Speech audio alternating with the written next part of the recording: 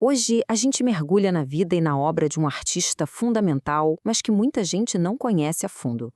Aldo Bonadei, uma figura-chave do nosso modernismo. Pois é, já começamos com essa provocação. A gente vai conhecer um talento que era tão grande, mas tão grande, que não cabia só na tela. A arte dele ia parar nos palcos, nos tecidos e, acredite, até em partituras musicais imaginárias.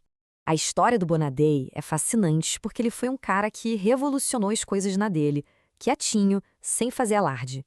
E as fontes de inspiração dele, bom, eram bem diferentes do que se esperava. Ok, vamos começar do começo. Para entender o artista genial que ele se tornou, a gente precisa primeiro dar uma olhada no artesão que existia por trás dele. A formação do Bonadei foi super sólida, bem clássica. Ele aprendeu com os melhores, tanto aqui em São Paulo, com o mestre como Pedro Alexandrino, quanto na Itália, lá em Florença, bem no berço do Renascimento. Essa base técnica, sabe, foi o que deu para ele a segurança para poder ousar e experimentar mais tarde. E para entender o Bonadé, tem uma palavra essencial na vida dele: métier. Ele vinha de uma família que tinha um ateliê de bordados, então desde cedo ele via arte como um ofício, um trabalho. Esse respeito enorme pela técnica, pelo acabamento perfeito, isso veio da costura e foi direto para a pintura dele. Quando ele volta da Europa, Bonadei encontra uma São Paulo a todo vapor, crescendo sem parar. E ele não fica parado. Se junta a um grupo de artistas que estavam ali, registrando essa transformação toda, pincelada por pincelada. É importante situar o Bonadei no tempo. Ele não era daquela elite modernista de 22, não. Ele era um artista operário, fazia parte do grupo Santa Helena, junto com gente como Alfredo Volpi, Francisco Rebolo, artistas que entendiam a arte como um trabalho do dia a dia, uma profissão mesmo. Só que mesmo nesse grupo de artistas artesãos, o Bonadei era um ponto fora da curva. Aquela formação que ele teve na Europa, aquele rigor técnico, isso tudo fazia ele se destacar. Ele tinha a mesma realidade dos colegas, mas o repertório dele era bem mais amplo. E é aí que a história dele dá uma virada incrível. Uma influência nova, uma coisa que não se vê, mas se sente, estava prestes a mudar completamente a arte que ele fazia. O que mudou o jogo para ele não foi uma tinta nova, nem um pincel diferente. Foi a música. Bonadei não era só um ouvinte, não. Ele era pianista, participava de um grupo musical, e essa paixão ia transformar tudo. Olha só o que o próprio Bonadei disse. A música abriu um novo universo para ele.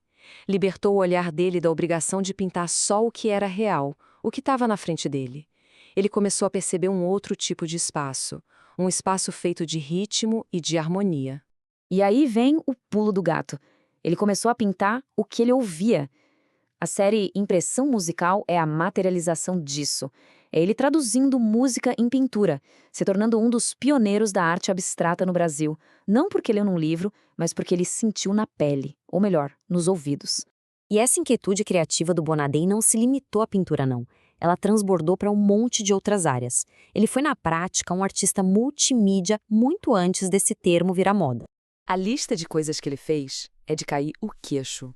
Ele criou figurinos para peças históricas do nosso teatro, fez cenários para cinema, desenhou estampas para tecidos, até escreveu poesia. Mas a jogada de mestre para mim foi quando ele juntou a agulha com o pincel, trazendo o ofício da família dele para o centro da sua arte mais moderna. E o auge dessa fusão toda aconteceu em 1961. Para a Bienal de São Paulo, ele apresentou uma obra que era um negócio de outro mundo. Uma tela que era pintura, mas também era bordado, era quase uma escultura. Ele uniu o ateliê de costura da família com o estúdio de arte de um jeito que ninguém estava fazendo. Ele estava décadas à frente. Então, como é que a gente define um artista com tantas facetas? O legado do Bonadei está justamente nessas tensões, nessas aparentes contradições que ele conseguiu equilibrar com maestria a vida toda. Pensa bem, Bonadei era o artesão super cuidadoso. E, ao mesmo tempo, o inovador que experimentava de tudo. Era o pintor de paisagens e o pioneiro da abstração. O cara quieto, introspectivo, que criava obras cheias de vida, de ritmo. Ele provou que a técnica rigorosa não prende a criatividade. Pelo contrário, ela dá asas.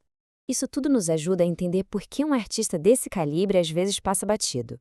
A geração dele, a do Grupo Santa Helena, essa galera do fazer arte, ficou meio que espremida entre dois grandes movimentos da elite cultural, o modernismo de 22 e, lá na frente, o neoconcretismo dos anos 50.